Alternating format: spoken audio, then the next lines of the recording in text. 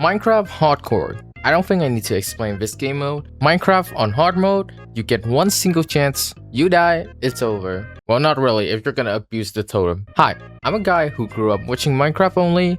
I barely played it during my childhood, but I've been playing it more often and taking on challenges that I've watched for ages like speedrun and hardcore. This is a video for the latter. Alright, that's all you need to know. Let's get into the video. So for my first ever attempt, I'm just gonna summarize very quickly cause I already made a shorts about it. Everything was going well until I got caught off guard and died to a creeper. Oh, Enderman. I see Enderman. No! After a few days of dying inside, I returned for my second attempt. I spawned in an open field, grabbed some wood, made some tools, and killed some animals. I tested my luck with breaking gravel for flints. It took me 21 attempts. Great. After going on a killing spree, I climbed to a nearby mountain where there were cherry blossom trees, I believe? I don't know the name, okay? After walking around for a bit, I found a pillager outpost, a gambling blood rose, and I immediately sprinted to the tower for resources. This was a horrible idea, and I could have easily died there if not for the stormtrooper aim. I managed to get to the top floor where I discovered nothing. That was not worth it at all. And now I'm surrounded by monsters that want to end this world. It was about to be nighttime and I tried to sleep before leaving, but nope, the game doesn't let me do that. After observing a bit, I made a reckless run and dear god, I already lost half of my hearts. In front of me was like 5 pillagers and somehow I made it out alive. I quickly got into bed when I thought I was far enough from them. Remember the word fuck.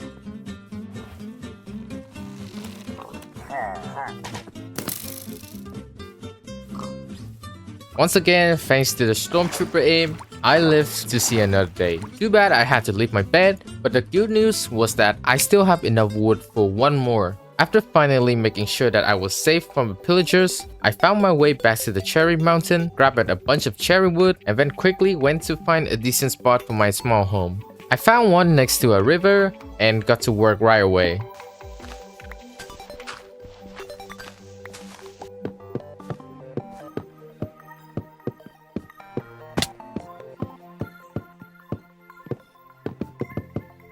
Yeah, so I didn't have enough wood for my house, and I was lazy to walk back to the mountain, so I had to improvise.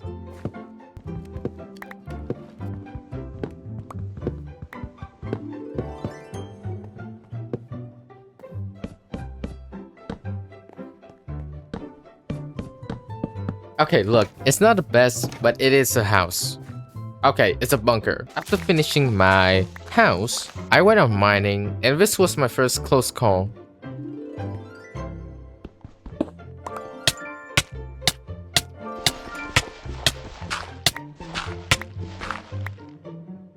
I was so glad I had a stone shovel. I would have died there if not for it. I was expecting to find some coals as I dug down, but I didn't expect myself to find none. And I tried to keep on digging, but after this happened, nope, I'm not going on a suicide mission again. I was wondering how could I go down without any source of light. Then my little brain remembered charcoal exists. So I quickly burned some wood to get it, and there we go. Torches, my precious source of light. After some digging, I found something. A cave. As I was exploring it, I got into another close call.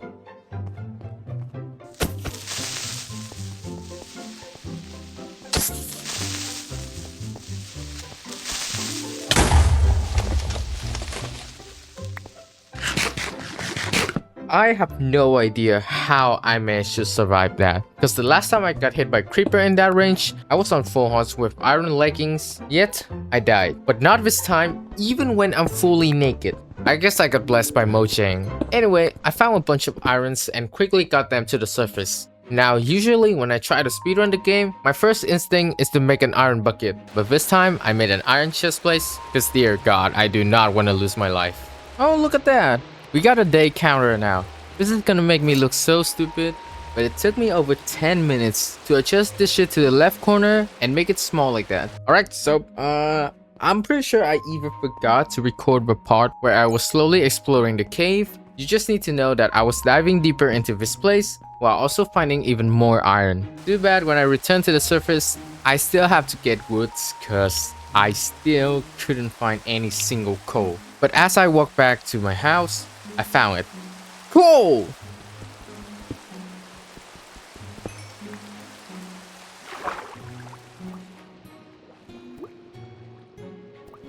I dug 2 and lost 1 of them. Bruh. Moving on. I craft for myself iron leggings and a helmet, making sure that I would survive against the mobs. After returning to the cave, this time with an iron pickaxe, I managed to mine the gold and redstones that I found. And even this blue thing, which I'm not gonna call it out cause holy shit, it took me so many tries and I still couldn't pronounce it. How do you pronounce it? Lapis lazuli? Like, it just sounds so weird to me when I try to speak that word. At that moment, I was really positive about this journey. As I kept going deeper and deeper, I finally found it. Diamond! Okay, I was low-key disappointed I only got 1, but I would take it any day. It's day 7 and I want to murder some pillagers. It's a revenge for what happened earlier in the game. Spoiler alert, it did not go well.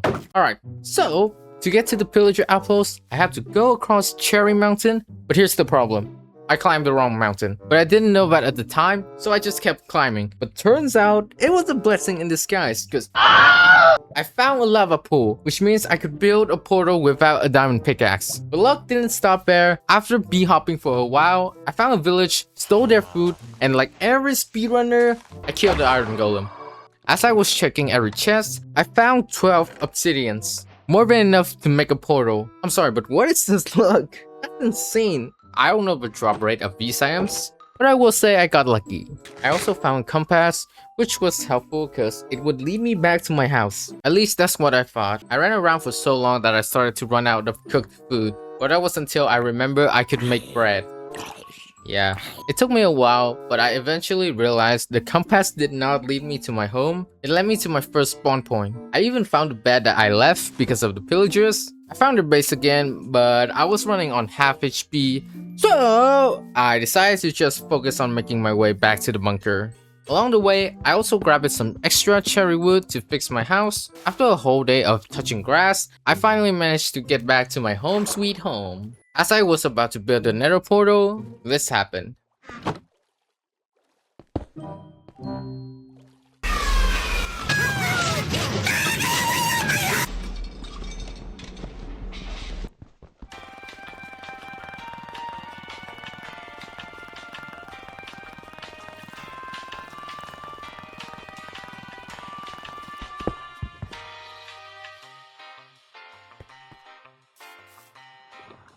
And so I just lost a free obsidian just like that. I immediately built the portal to prevent any mistakes that could cost me the whole thing. And there we have it, folks. After 8 days, I managed to build the nether portal.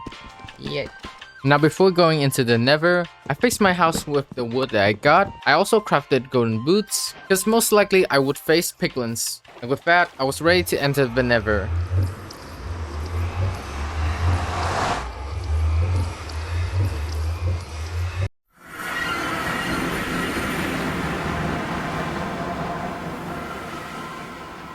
This was a horrible experience. Way too horrible. And you wanna know why? Sound design. I was surrounded by so much horror ambient and sound effects, I genuinely felt like a soldier coming back from the war. I was constantly on alert with my surroundings because I thought something was about to jump on me. I thought to myself, this shit is even more terrifying than some horror games. But I managed to get over the anxiety to explore this hellhole. I reached the bread biome thingy where piglins often showed up. I gave them my goal and got decently lucky with 5 ender pearls. As my inventory was full, I decided to get back to the overworld. I really did not want to stay in the nether for long. Oh, and I was going through this in the middle of the night, surrounded by darkness. So yeah, I was scared even more.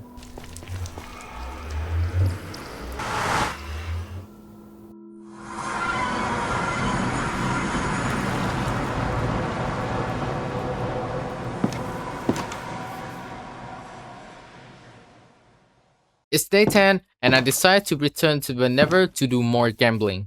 But not without reducing this one little feature. Apparently, by reducing ambient and environment volume, the but Nether is less scary. And it worked! I didn't feel scared as much as I did yesterday. As I returned to the Nether, I farmed some gold ingots so I could trade with the piglins. I also noticed that my inventory was filled way too quickly, so I decided to craft some chests to store them. Little did I know, this was my worst decision ever.